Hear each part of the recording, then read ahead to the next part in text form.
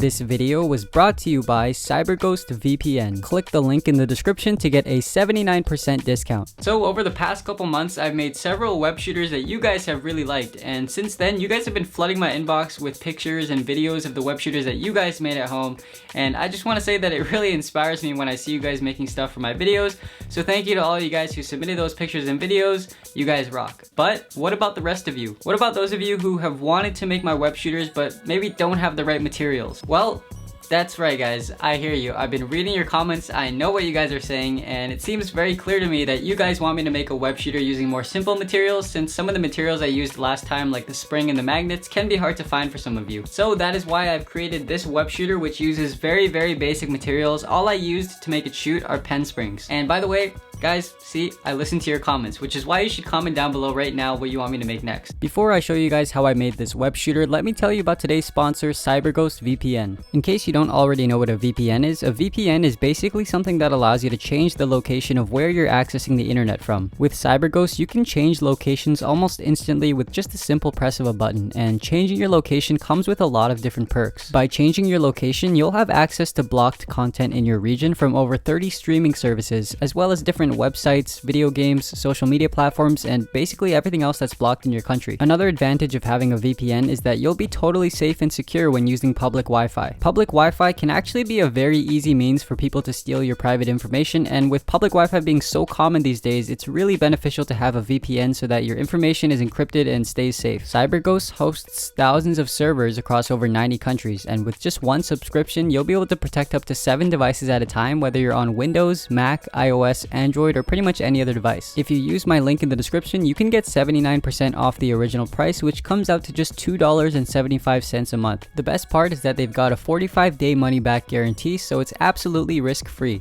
Again, make sure you click the link in the description below, and thank you to CyberGhost for supporting my channel.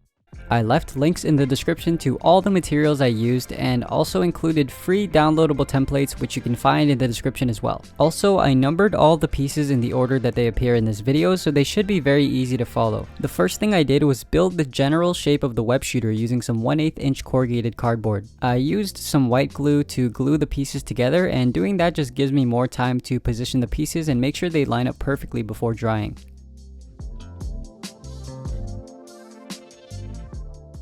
While that was drying, I made what I like to call the stop block, and what the stop block is it's basically this little tiny block made out of popsicle sticks that's going to block the bullet from shooting out of the web shooter until that block is manually lowered.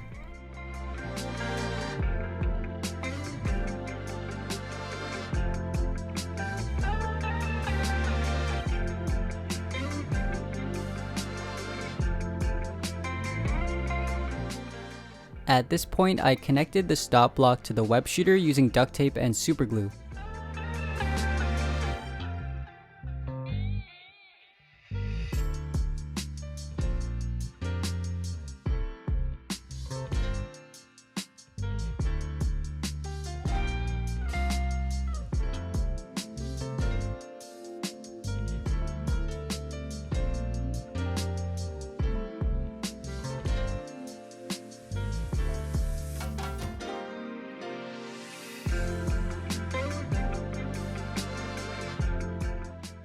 Now it's time to make the barrel of the web shooter, so using a small strip of paper, I rolled up a tube and made sure I had an outer diameter of about 3/8 of an inch before gluing the end of the paper shut.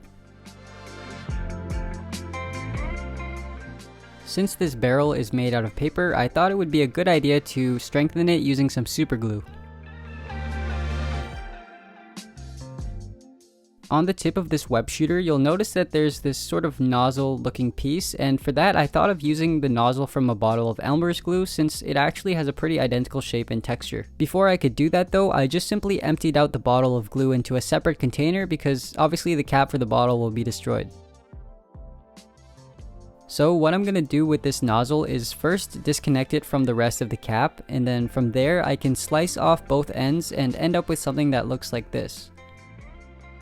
Now what we have to do is somehow get this cap to slide over the barrel, but as is it's a little bit too thick, so all we have to do here is just kind of shave off some material on the inside, and that will allow for a snug fit.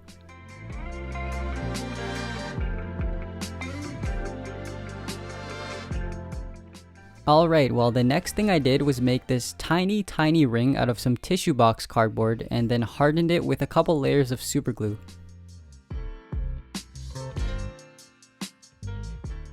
Once that glue dried, I just simply glued that ring to the end of the barrel. Before this barrel is complete, there's one more very minor detail that is on the nozzle, and that's this little line or groove thing here that you see, and that might seem like a pretty insignificant detail that doesn't really matter, but I would say that it's really the little details that will all sort of add up in the end and make this thing look legit. Now before that barrel got glued onto the web shooter, I painted everything blue first because it's just always easier to paint in small increments versus trying to paint everything after it's glued together.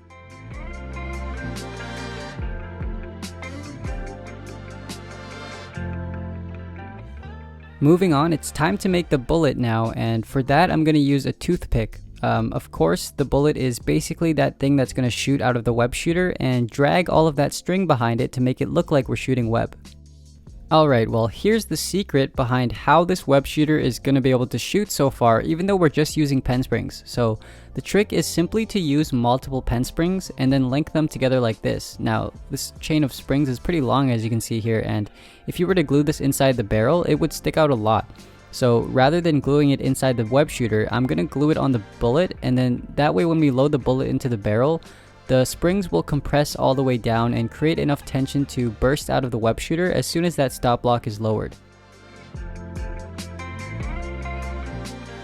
One more thing we have to do before the bullet is complete is wrap this thin piece of paper around the very tip, and what that will do is create a big enough sort of lip for the stop block to actually grip onto, and that way the bullet can actually lock in place before you pull the trigger and release it. Well, now we need to make that centerpiece right there, so to start I'm going to take the cap from an empty Coca-Cola bottle and slice off the top portion of it like this. Now we're actually going to need both of these pieces here, but for now we can set that one aside, and what I'm going to do is wrap some craft foam around the bottle cap. And here you want to make sure that you wrap the foam around the edge that you cut and not the clean edge, because doing it this way will make it so that the side that you cut is face down and then the clean edge will be face up.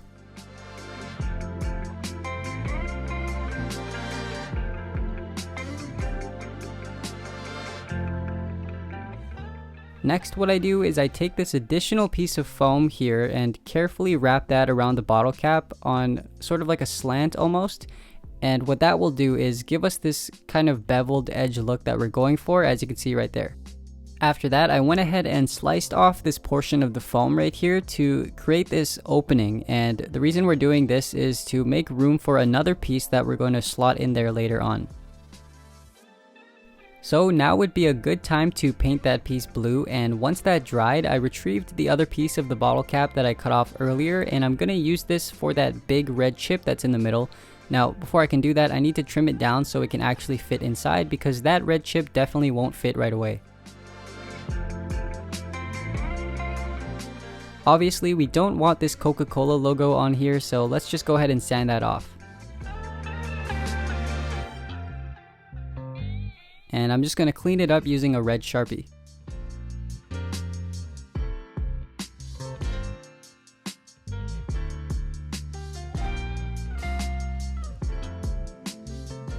To add a little bit more depth to that red circle piece, I'm going to take some plastic wrap and color it red. And once that ink dries, I can flip it over and place it over top like so to give it sort of like a shiny glass look.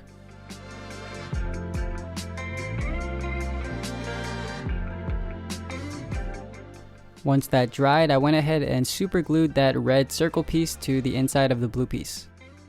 Now it's time to make the green light indicator thingy, so to start I cut out a very tiny piece out of some 1/16 inch corrugated cardboard, and this piece is pretty fragile, so a thin layer of super glue helps here. Once I painted this piece blue, I placed a small piece of green electrical tape on the back side of that vent looking part, and that way from the outside it shows green bars. Then I stacked that onto another piece of 1/16 inch cardboard that I offset to be slightly larger, and the reason that piece has to be slightly larger is so that I can take these small strips of tissue box cardboard and create a beveled edge like this. Now we can combine these two pieces together using that opening that we created earlier. I glued that to the center like this and then added some strips of tissue box cardboard to hide the corrugation.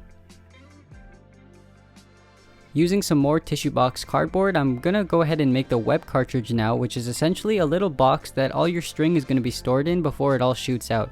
And as you can see, I added a small piece of corrugated cardboard there to kind of close it off.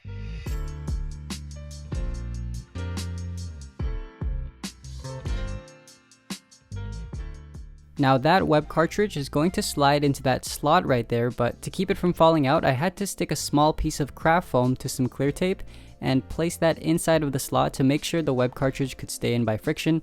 And using the foam and tape also actually helps to keep the paint job nice and fresh because it won't scratch up against the sides of the cardboard, but rather it'll sort of cushion it.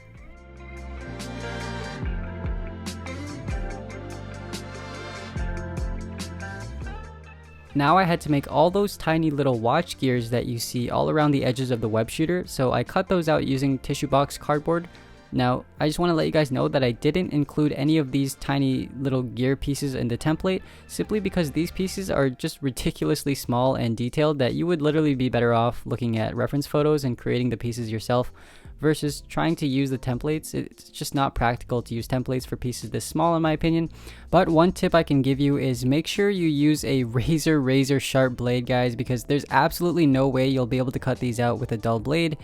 And also just be patient with these pieces. These pieces require a lot of patience and precision, so just go slow and have fun. By the way, I'll leave a link in the description to where I get my knife blades in case any of you are interested, because I buy them on Amazon, which is like so much cheaper than retail for some reason. But yeah, it comes with over 100, so it'll last you a really long time. Now it was time to make straps for the web shooter so I could actually wear it.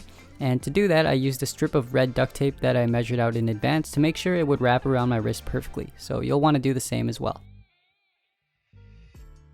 Once that strap was made, I attached it onto the web shooter using this additional piece right here that I made out of some tissue box cardboard, and I also added some Velcro on the end here to make it open and close.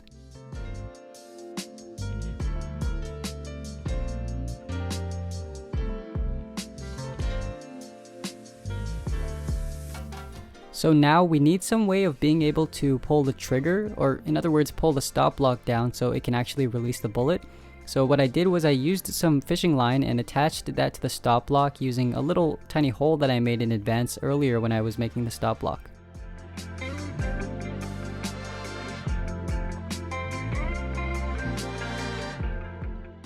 I went ahead and made a loop in the fishing line by tying a double knot, and that loop is basically going to hook onto my index finger, and that's what's going to allow me to shoot the web by flexing my hand.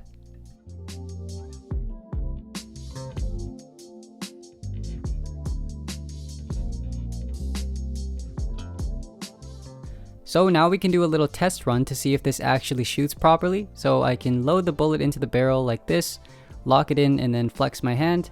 But of course we don't want this to shoot just a little bullet, we want this to shoot web, so we need to attach some dental floss onto the back of that bullet.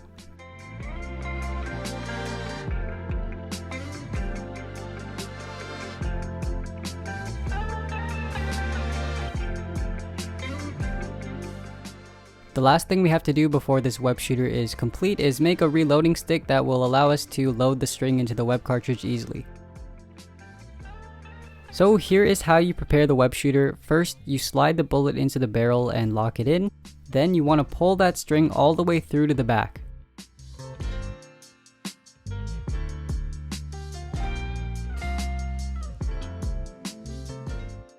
Once you've pulled the string all the way through, you can wrap that around the reloading stick like this.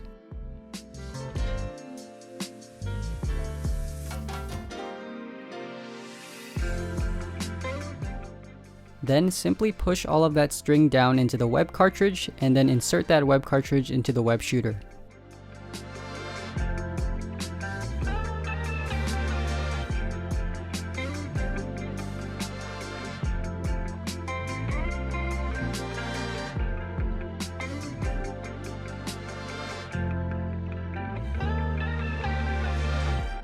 Well, one more thing I want to mention is that if you want more range, you're going to want to use a shorter string, and that will greatly improve the distance of your shot because there won't be as much drag. Now, the downside to this is that if you want to catch the string, it will be a little bit more challenging because you won't have as much time to catch it. On the flip side, if you want a more prolonged shooting duration, then use a longer string, and that will also really help you to catch the string as well because you'll obviously have more time before the string leaves your hand. The downside to this, however, is that having a longer string of course creates more friction, which will decrease your range a little bit. So you can, play around with the string length a little bit, maybe even make multiple bullets with different string lengths, but yeah, just have fun with it. Hey, well, if you liked this video, then you'll probably like my Iron Spider web shooter too, so click or tap the screen to check out that video. Thank you so much to my patrons Bill Ribble, Anthony Riolo, and Max Trax. And if you would like to become a patron as well, there's a link in the description to my Patreon page. But hey, you can always support this channel for free by subscribing to see my future videos.